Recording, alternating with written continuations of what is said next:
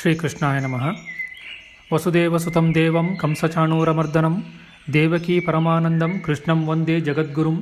ಬ್ರಹ್ಮಸ್ಥಾನ ಸರೋಜ ಮಧ್ಯವಿಲಸಚ್ಛೀತಾಂಶು ಪೀಠಸ್ಥಿತಂ ಸ್ಫೂರ್ಜಸ್ಸೂರ್ಯರುಚಿಂ ವರಾಭಯಕರಂ ಕರ್ಪೂರ ಕುಂದೋಜ್ವಲಂ ಶ್ವೇತಸ್ರಗ್ವಸನಾನುಲೇಪನಯುತಂ ವಿದ್ಯುದ್ರುಚಾ ಕಾಂತಯ ಸಂಶ್ಲಿಷ್ಟಾರ್ಧತನುಂ ಪ್ರಸನ್ನವದನಂ ವಂದೇ ಗುರುಂ ಸಾದರಂ.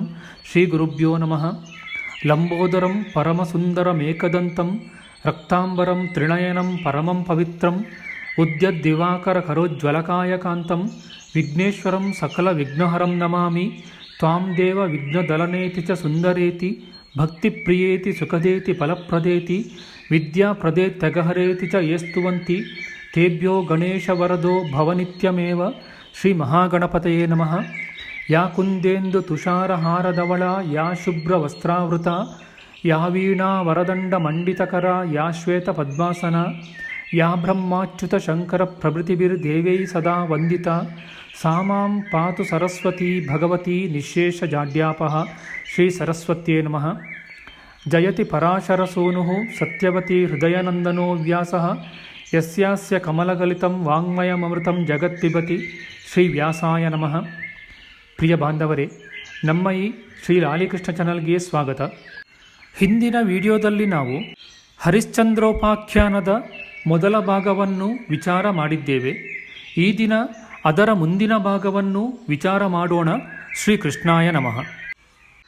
ಹರಿಶ್ಚಂದ್ರ ರಾಜನು ಚಾಂಡಾಲನ ದಾಸ್ಯವನ್ನು ಒಪ್ಪಿದ ನಂತರ ಚಾಂಡಾಲನು ಸಂತೋಷಗೊಂಡ ಮನಸ್ಸುಳ್ಳವನಾಗಿ ಅವನು ಮೊದಲು ಹೇಳಿದ ಧನವನ್ನು ವಿಶ್ವಾಮಿತ್ರ ಮುನಿಗೆ ಕೊಟ್ಟು ರಾಜನನ್ನು ದಾಸನನ್ನಾಗಿ ಬಂಧಿಸಿದನು. ದೊಣ್ಣೆಯ ಏತಿನಿಂದ ಭ್ರಮಿಸಿ ಹೋದವನು, ಅತಿಯಾಗಿ ಕಳವಳ ಪಡುವ ಇಂದ್ರಿಯವುಳ್ಳವನು ಮತ್ತು ಇಷ್ಟಬಂಧುಗಳ ವಿಯೋಗದಿಂದ ದುಃಖಿತನೂ ಆದ ಹರಿಶ್ಚಂದ್ರನನ್ನು ತನ್ನ ಕೇರಿಗೆ ಕರೆದೊಯ್ದನು.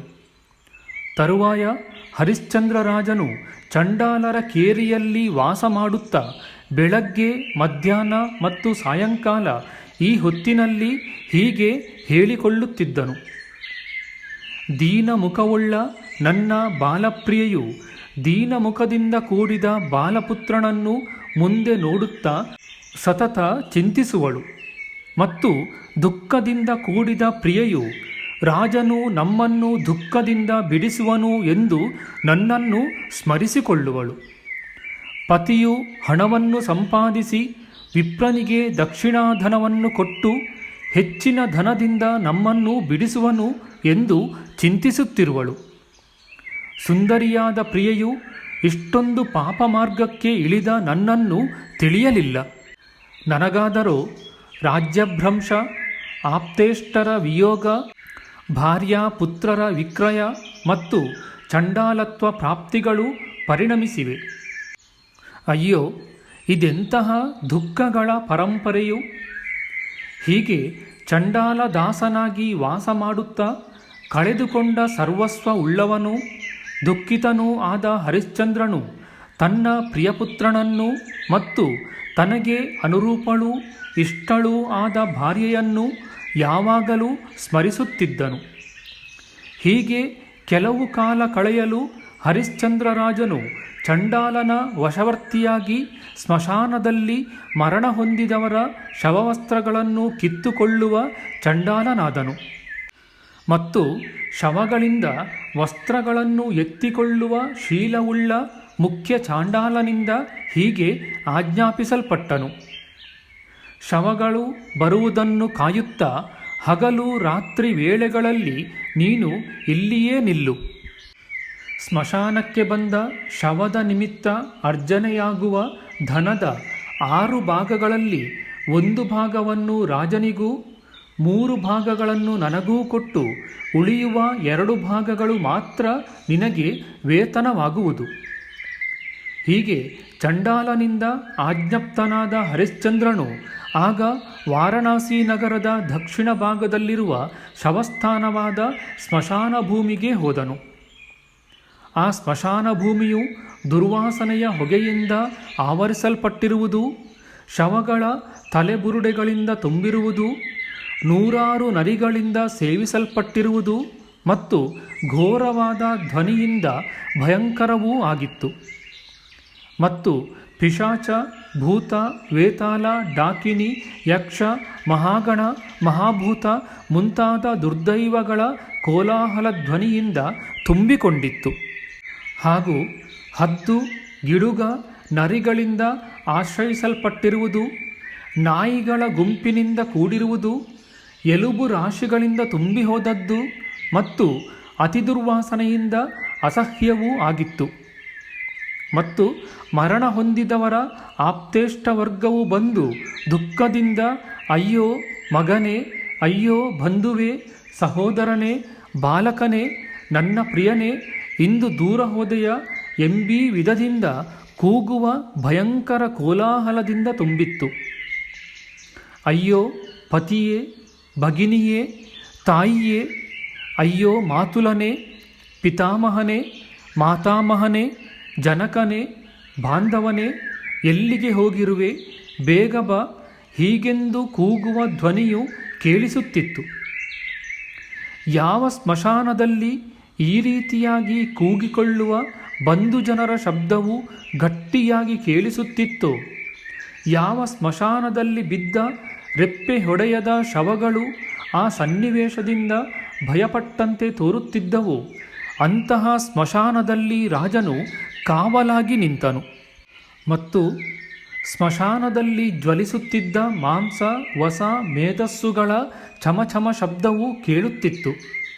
ಹಾಗೂ ಶವಗಳು ಕಣ್ಣು ಮುಚ್ಚಿದ್ದನ್ನು ನೋಡಿದರೆ ಅವುಗಳು ಬಂಧುಗಳನ್ನು ಚಿಂತಿಸುತ್ತಿರುವಂತೆ ಕಾಣುತ್ತಿದ್ದವು.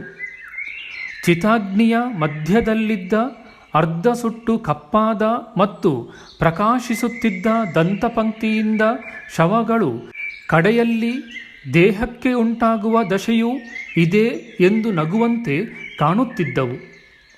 ಅಗ್ನಿಜ್ವಾಲೆಗಳ ಚಟಚಟ ಶಬ್ದವೂ, ಎಲುಬುಗಳ ಸಾಲಿನಲ್ಲಿ ಪಕ್ಷಿಗಳು ಕುಳಿತು ಮಾಡುವ ಶಬ್ದವೂ, ಬಂಧುಜನರ ವಿಲಾಪ ಶಬ್ದವೂ ಮತ್ತು ಚಂಡಾಲ ಜನರಲ್ಲಿ ಹರ್ಷದ ಶಬ್ದವೂ ಎಲ್ಲೆಲ್ಲೂ ಕೇಳಿಸಿತು. ಮತ್ತೆ ಹಾಡುತ್ತಿದ್ದ ಭೂತ, ವೇತಾಳ, ಪಿಶಾಚ ಮತ್ತು ರಾಕ್ಷಸ ಇವುಗಳ ಭಯಂಕರವಾದ ಭಾರೀ ಶಬ್ದವು ಪ್ರಳಯ ಕಾಲದ ಕೋಲಾಹಲದಂತೆ ಕೇಳುತ್ತಿತ್ತು. ಹಾಗೂ ಕೆಲವೆಡೆಗಳಲ್ಲಿ ಭಾರಿಯಾದ ಕೋಣಗಳ ಒಣಸಗಣಿ ರಾಶಿಯಿಂದಲೂ ಹಸುಗಳ ತೊಪ್ಪೆ ರಾಶಿಯಿಂದಲೂ ತುಂಬಿ ಹೋಗಿತ್ತು. ಮತ್ತು ಎಲುಬು ಮೂಳೆಗಳಿಂದ ಕೂಡಿದ ಎತ್ತರವಾದ ಬೆರಣಿಗಳ ಬೂದಿರಾಶಿಯಿಂದಲೂ ಕೂಡಿತ್ತು.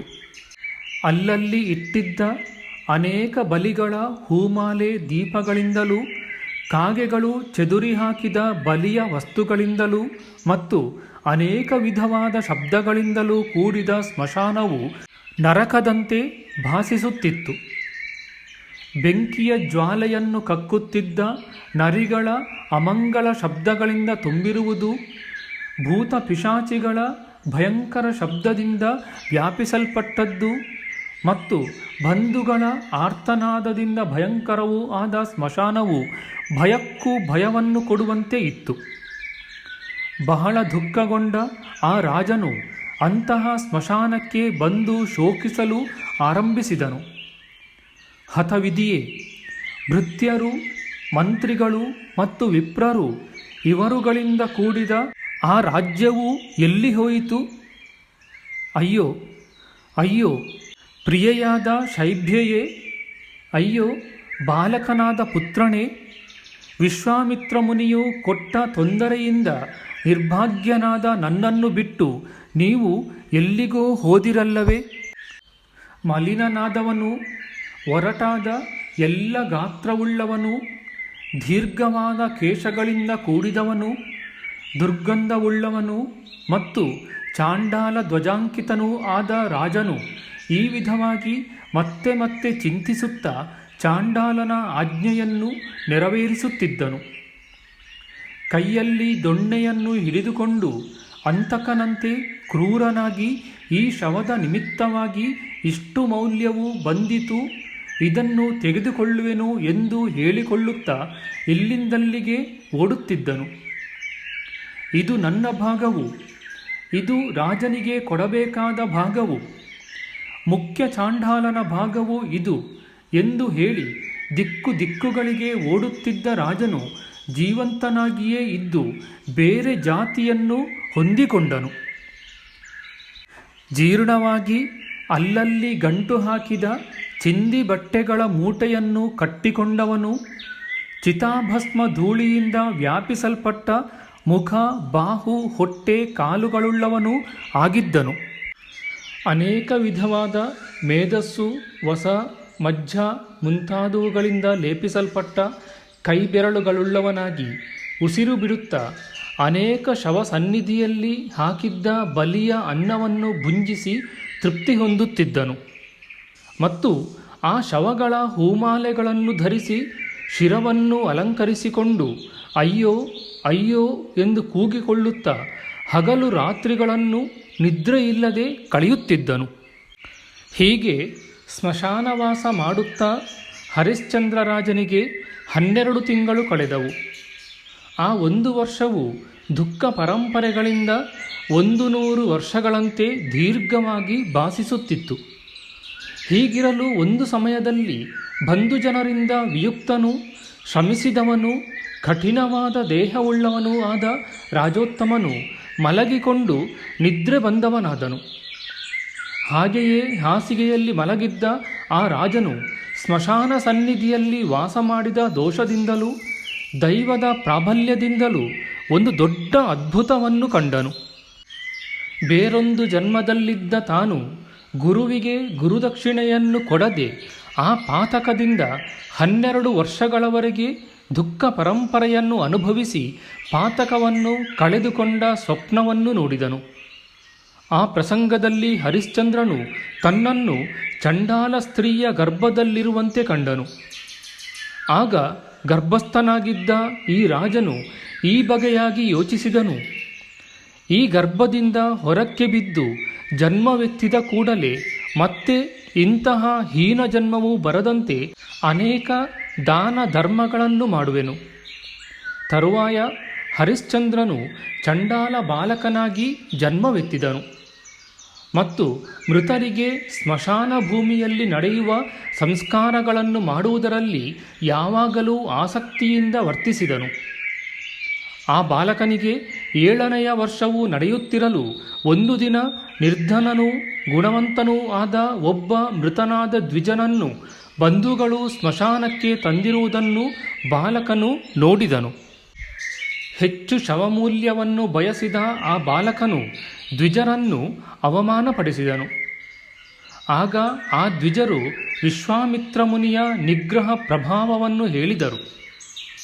ಪಾಪರಾಶಿಯಿಂದ ಹೀನಯೋನಿಯಲ್ಲಿ ಜನಿಸಿದವನೇ, ಪಾಪವನ್ನು ಆಚರಿಸುವವನೇ, ಇನ್ನಾದರೂ ನೀನು ಪಾಪಕರ್ಮವನ್ನು ಮಾಡಬೇಡ.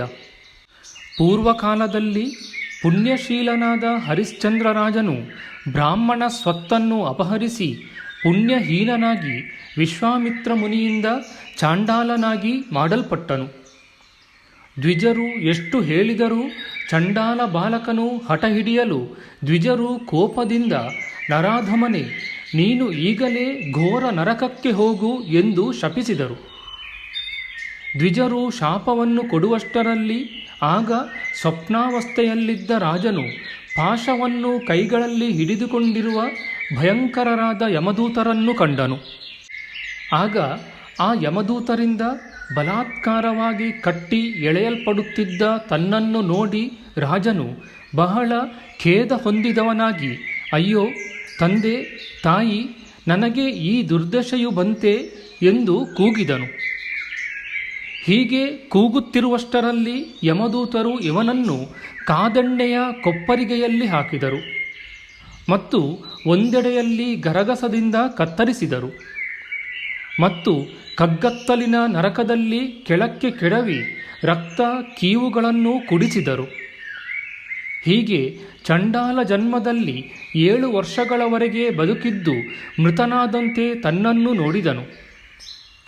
ಅವನು ಪ್ರತಿದಿನವೂ ಒಂದು ಕಡೆಯಲ್ಲಿ ಸುಡಲ್ಪಡುವನು, ಮತ್ತೊಂದು ಕಡೆ ಬೇಯಿಸಲ್ಪಡುವನು, ಇನ್ನೊಂದು ಕಡೆ ಖೇದಗೊಳಿಸಲ್ಪಡುವನು, ಬೇರೊಂದು ಕಡೆ ಕ್ಷೋಭೆಗೊಳಿಸಿ ಹೊಡೆಯಲ್ಪಡುವನು ಕಡೆಗೆ ಸೀಳಿ ಕೊಲ್ಲಲ್ಪಡುವನು. ಹೀಗೆ ನಾನಾ ಯಾತನೆಗಳನ್ನು ಕಂಡನು. ಹಾಗೂ ಒಂದೆಡೆಯಲ್ಲಿ ಉರಿಸಲ್ಪಡುವನು. ಇಂತಹ ಯಾತನೆಗಳಲ್ಲಿ ಒಂದು ದಿನವೂ ಕೂಡ 100 ವರ್ಷ ಪ್ರಮಾಣದಂತೆ ಆಯಿತು. ಹೀಗೆ ಯಾತನೆಯನ್ನು ಕೊಡುತ್ತಿದ್ದ ಭಟರು 100 ವರ್ಷಗಳವರೆಗೆ ಯಾತನೆಯನ್ನು ಅನುಭವಿಸು ಎಂದು ಹೇಳಿದಂತೆ ಕೇಳಿದನು. ಹಾಗೆ ನರಕದಲ್ಲಿ 100 ವರ್ಷಗಳ ಯಾತನೆಯನ್ನು ಅನುಭವಿಸಿದ ತರುವಾಯ ಅಲ್ಲಿಂದ ಮಧ್ಯಮ ಲೋಕಕ್ಕೆ ತಳ್ಳಲ್ಪಟ್ಟವನಾಗಿ ಮಲ, ಮೂತ್ರ, ವಾಂತಿ ಮುಂತಾದುವನ್ನು ಭುಂಜಿಸುವ ನಾಯಿಯಾಗಿ ಜನಿಸಿ 1 ತಿಂಗಳೊಳಗೆ ಶೀತ ಬಾಧೆಯಿಂದ ಸತ್ತು ಹೋಯಿತು. ತರುವಾಯ ಕತ್ತೆ, ಆನೆ, ಕೋತಿ, ಆಡು, ಬೆಕ್ಕು, ಹಸು, ಕುರಿ ಮುಂತಾದ ಪಶುಗಳ ಜನ್ಮವನ್ನು, ರಣಹದ್ದು ಮುಂತಾದ ಪಕ್ಷಿ ಜನ್ಮವನ್ನು ಎತ್ತಿ ಆಯಾಯ ದೇಹದಿಂದ ಸುಖ ದುಃಖ ಭೋಗವನ್ನು ಕಂಡನು. ಹಾಗೂ ಮೀನು, ಆಮೆ, ಹಂದಿ, ಮುಳ್ಳುಹಂದಿ, ಕೋಳಿ, ಗಿಣಿ, ಶಾರಿಕೆ, ಗಿಡ, ಮರ ಮತ್ತು ಇತರ ಜಾತಿಯ ಅನೇಕ ಪ್ರಾಣಿ ಜನ್ಮವನ್ನು ಎತ್ತಿದಂತೆ ಭಾಸವಾಯಿತು. ರಾಜನು ಒಂದೊಂದು ದಿನದಲ್ಲಿಯೂ ಒಂದೊಂದು ವಿಧದ ಪ್ರಾಣಿಯಾಗಿ ಜನಿಸಿದಂತೆ ಅನೇಕ ಜನ್ಮಗಳನ್ನು ಕಂಡನು ಮತ್ತು ದುಃಖದಿಂದ ತಪಿಸಿ ಒಂದೊಂದು ದಿನವನ್ನು 100 ವರ್ಷಗಳಂತೆ ಅನುಭವಿಸಿದನು. ಹೀಗೆ ಕೆಟ್ಟ ಯೋನಿಗಳಲ್ಲಿ ಜನ್ಮವೆತ್ತಿದಂತೆ ಸ್ವಪ್ನವನ್ನು ಕಾಣುತ್ತಾ 100 ವರ್ಷಗಳು ಕಳೆದಂತೆ ಭಾಸವಾಯಿತು. ಕಡೆಯಲ್ಲಿ ಅವನು ತನ್ನ ವಂಶದಲ್ಲಿ ಜನಿಸಿದಂತೆ ಕಂಡನು. ಸ್ವಪ್ನಾವಸ್ಥೆಯಲ್ಲಿ ತನ್ನ ವಂಶದಲ್ಲಿ ಜನಿಸಿದಂತೆ ತೋರಿದಾಗಲೂ ಅವನ ರಾಜ್ಯವು ದ್ಯೂತದಲ್ಲಿ ಪಣವಾಗಿಟ್ಟು ಕಳೆದು ಹೋಯಿತು ಮತ್ತು ಪತ್ನಿ ಪುತ್ರರು ಅಪಹೃತರಾದರು. ಕಡೆಯಲ್ಲಿ ಏಕಾಕಿಯಾಗಿ ತಾನು ವನಕ್ಕೆ ಹೋದನು. ಕಾಡಿನಲ್ಲಿ ಬಾಯಿಯನ್ನು ತೆರೆದಿರುವ ಭಯಂಕರವಾದ ಮತ್ತು ಶರಭ ಮೃಗದಿಂದ ಕೂಡಿರುವ ಒಂದು ಸಿಂಹವು ತನ್ನನ್ನು ತಿನ್ನಲು ಬರುತ್ತಿರುವಂತೆ ಕಂಡನು. ಮತ್ತೆ ಸಿಂಹದಿಂದ ಹೊಡೆದು ತಿನ್ನಲ್ಪಟ್ಟವನಾಗಿ ಆ ಸಮಯದಲ್ಲಿ ಭಾರ್ಯೆಯನ್ನು ನೆನೆಸಿಕೊಂಡು ಶೋಕಪಟ್ಟನು. ಅಯ್ಯೋ ಪ್ರಿಯೆಯಾದ ಶೈಬ್ಯೆಯೇ, ದುಃಖಿತನಾದ ನನ್ನನ್ನು ತ್ಯಜಿಸಿ ನೀನು ಈಗ ಎಲ್ಲಿಗೆ ಹೋದೆ ಎಂದು ಪ್ರಲಪಿಸಿದನು. ಮತ್ತೆ ಪುತ್ರನು ಮೃತಿ ಹೊಂದಿ ಪುತ್ರಶೋಕದಿಂದ ಸಂತಪ್ತನಾದ ತನ್ನ ಪತ್ನಿಯನ್ನು ನೋಡಿದನು ಮತ್ತು ಈ ರೀತಿಯಾಗಿ ಹೇಳುತ್ತಿದ್ದಂತೆ ಕೇಳಿದನು: ಪ್ರಭುವಾದ ಹರಿಶ್ಚಂದ್ರನೇ, ನಮ್ಮನ್ನು ರಕ್ಷಿಸು. ನಿನಗೆ ದ್ಯೂತಕ್ರೀಡೆಯು ಏಕೆ ಬೇಕು? ನಿನ್ನ ಭಾರ್ಯೆಯಾದ ಶೈಬ್ಯೆಯೊಂದಿಗೆ ಪುತ್ರನು ಶೋಚನೀಯವಾದ ಅವಸ್ಥೆಯನ್ನು ಹೊಂದಿರುವನು. ಹಾಗೆಯೇ ಮತ್ತೊಮ್ಮೆ ಆ ರಾಜನು ಓಡಿಹೋದರೂ ಪತ್ನಿಯನ್ನು ಕಾಣಲಿಲ್ಲ. ಕ್ಷಣ ಮಾತ್ರದಲ್ಲಿ ತಾನು ಸ್ವರ್ಗಸ್ಥನಾಗಿದ್ದಂತೆ ಕಂಡು ದುರವಸ್ಥೆಗೆ ಈಡಾದ ಪತ್ನಿಯನ್ನೂ ಕಂಡನು. ದೀನಳು, ವಸ್ತ್ರರಹಿತಳು ಮತ್ತು ಬಿಚ್ಚಿದ ಕೂದಲುಳ್ಳವಳೂ ಆದ ಭಾರ್ಯೆಯು ಅಯ್ಯೋ ಅಯ್ಯೋ ಕಾಪಾಡು ಎಂದು ಹೆಜ್ಜೆ ಹೆಜ್ಜೆಗೂ ಹೇಳುತ್ತಾ ಬಲಾತ್ಕಾರವಾಗಿ ಶತ್ರುಗಳಿಂದ ಸೆಳೆಯಲ್ಪಡುವಂತೆ ಕಂಡನು. ಮತ್ತೊಮ್ಮೆ ಹೀಗೆ ಕಂಡನು: ಯಮಧರ್ಮರಾಜನ ಆಜ್ಞೆಯಂತೆ ಅಂತರಿಕ್ಷದಲ್ಲಿರುವ ಕಿಂಕರರು ತನ್ನನ್ನು ರಾಜನೇ ಇಲ್ಲಿಗೆ ಬಾ ಎಂದು ಕರೆಯುತ್ತಿದ್ದರು. ನಿನ್ನನ್ನು ಕರೆತರುವುದಕ್ಕೆ ಯಮನು ವಿಶ್ವಾಮಿತ್ರ ಮುನಿಯಿಂದ ವಿಜ್ಞಾಪಿಸಲ್ಪಟ್ಟಿರುವನು.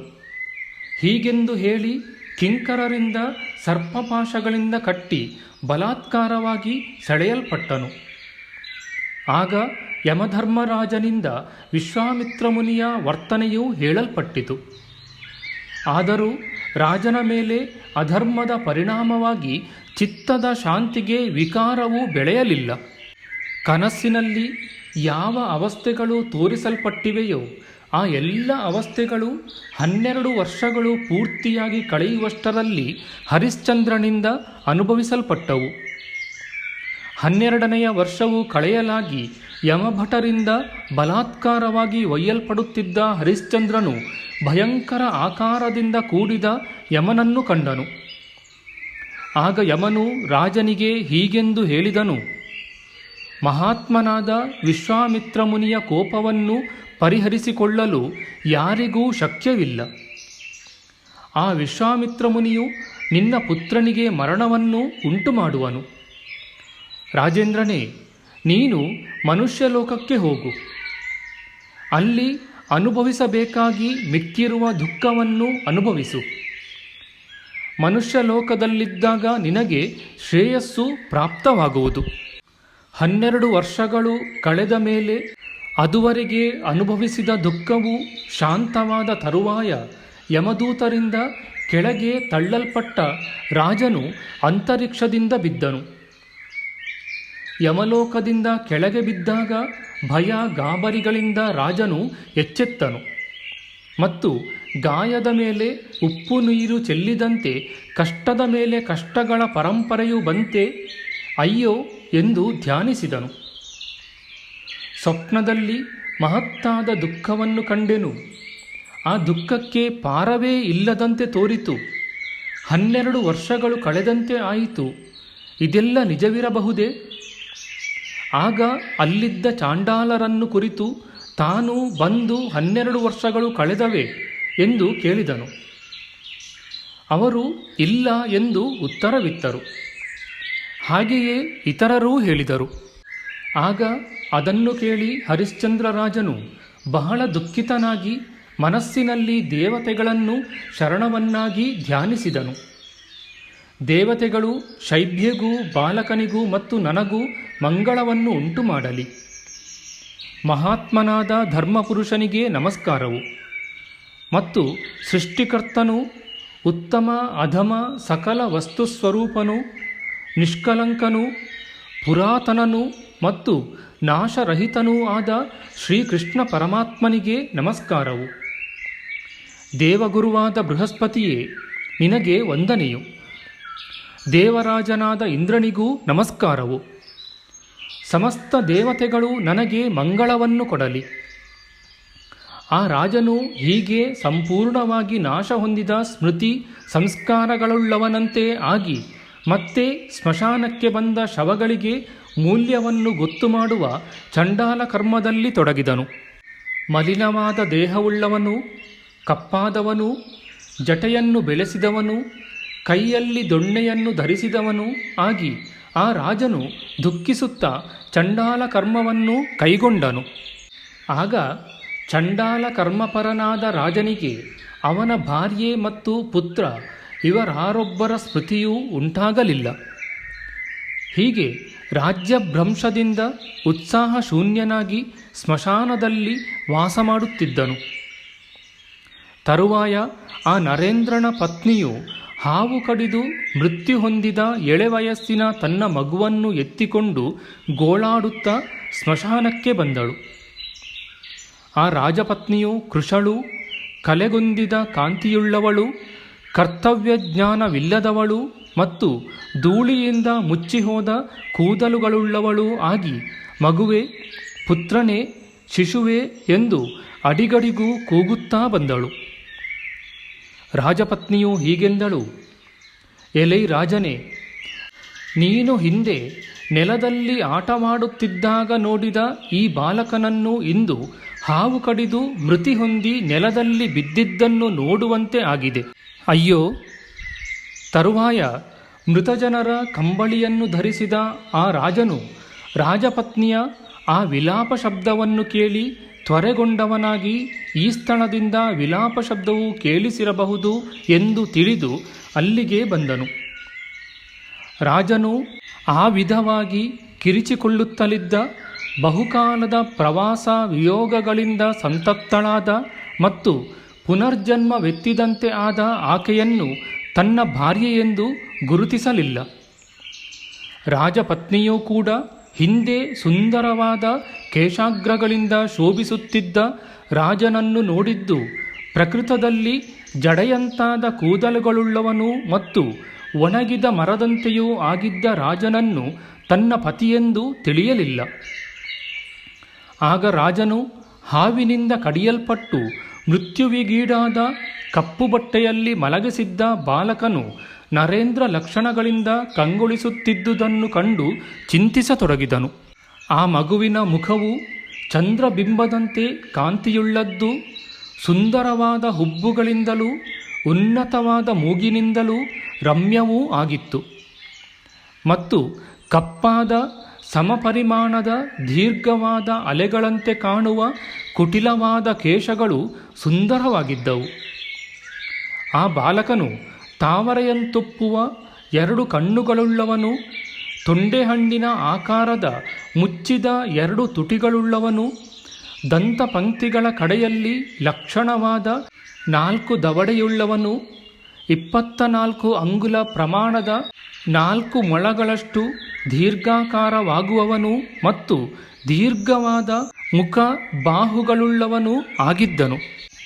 ಹಾಗೂ ಹಣೆಯಲ್ಲಿ 4 ರೇಖೆಗಳ ಲಕ್ಷಣವುಳ್ಳವನು, ಕೈಗಳಲ್ಲಿ ಮತ್ಸ್ಯ ಯವ ಲಕ್ಷಣವುಳ್ಳವನು, ಸಮವಾದ ಬೆರಳುಗಳ ಸಂಧಿಯುಳ್ಳವನು, ನಾಡಿಗಳಿಂದ ತುಂಬಿದ ಕಾಲುಗಳುಳ್ಳವನು, ಗಂಭೀರವಾದ ಆಕಾರವುಳ್ಳವನು, ತೆಳ್ಳಗಿರುವ ಚರ್ಮವುಳ್ಳವನು ಮತ್ತು ತ್ರಿವಳಿಗಳಿಂದ ಕೂಡಿದವನು ಆಗಿದ್ದನು.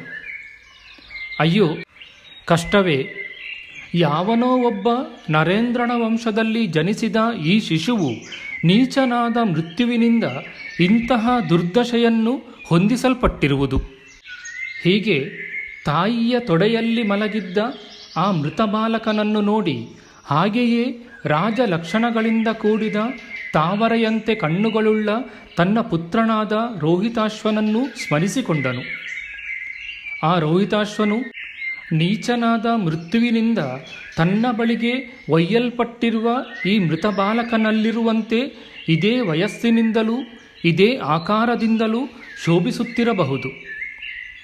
ರಾಜಪತ್ನಿಯು ಹೇಳಿದಳು, ಅಯ್ಯೋ ಮಗುವೆ, ಯಾವ ನೀಚ ಪುರುಷನ ದುಷ್ಟ ಸಂಕಲ್ಪದಿಂದ ಮಹತ್ತಾದ ಈ ಘೋರ ದುಃಖವು ಉಂಟಾಯಿತು? ಇನ್ನು ಈ ದುಃಖ ಪರಂಪರೆಯ ಪಾರವು ಕಂಡಿಲ್ಲ.